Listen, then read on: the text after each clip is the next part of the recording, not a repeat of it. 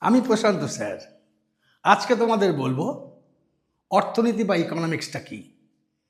Economics বিষয়টা কোনো নতুন কিছু নয়।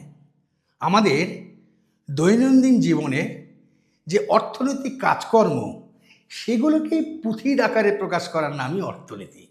এটা অদ্ভুত ব্যাপার, তাই না?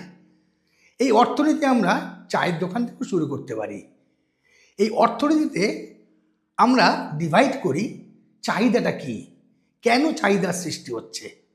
মানুষের জীবনে প্রত্যেকেরই অভাব আছে, এই অভাব থেকে চাহিদার সৃষ্টি। কিন্তু সাধারণ অর্থে চাহিদা আর অর্থনীতির চাহিদা একটু বেসিক ডিফারেন্স থেকে যায়। অর্থাৎ অর্থনীতির চাহিদা মানে কিন্তু পকেটে না থাকা অর্থের জন্য কোনো কিছু পাওয়ার না পাওয়ার যে যন্ত্রণা, তারই নাম চাহিদা। কি এই ব্যাপারটা জানতে হলে অবশ্যই আমার ভিডিওটা দেখতে হবে।